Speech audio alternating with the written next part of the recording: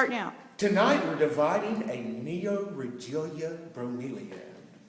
As you can see, in the very center is the dead one that bloomed already. We're going to remove it.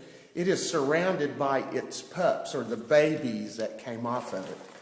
So I've unpotted it. And, ooh, that one just pulled loose. They have little underground stems, and you can take your clipper and you can take it out right at the base.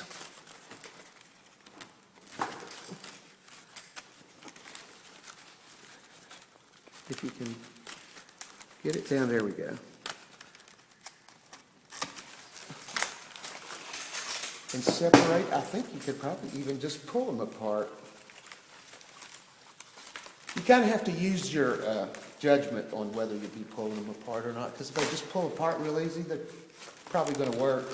And if they're hard to separate out, you could still just cut them.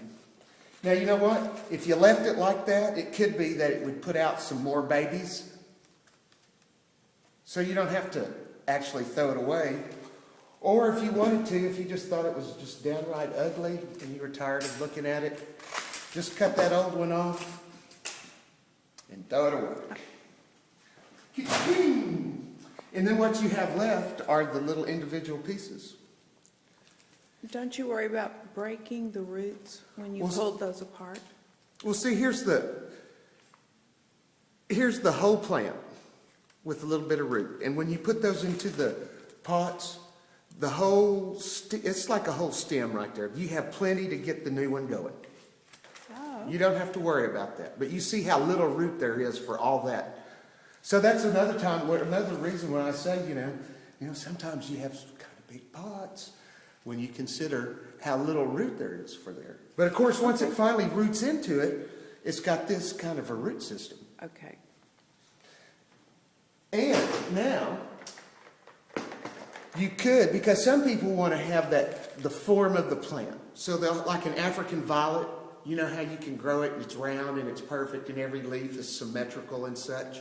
If you have one by itself in a pot, then it can lay out and be flat and it'll be symmetrical and it'll be perfect. But then you can also cluster them together and have 4 or 5 or 6 of them. So then when they bloom, each one of them is going to have that bloom. So it's just kind of up to you how you want to grow it. You wouldn't have 4 or 5 perfectly shaped ones, but overall, it'll make one great big unit really fast. How about 3 in there?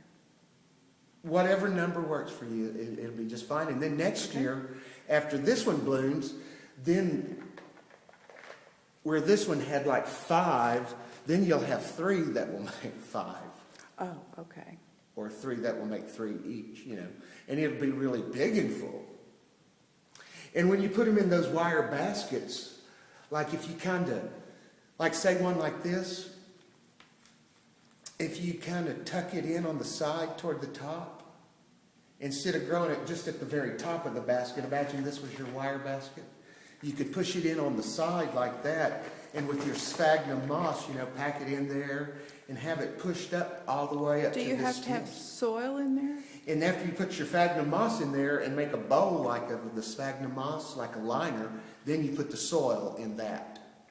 Okay. And then when it's like that, when they grow and make those little stem ones that come off, it'll grow all the way around it instead of just out the top. Now eventually it'll probably send a shoot off to the edge. So are we going to plate it back in this, or are you going to save them and put them in a wire basket, or what do you want to do with them?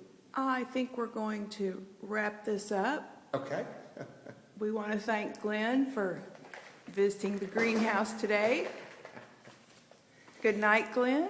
And your pots are all too wet. They're all overwatered. They're all overpotted. Goodbye.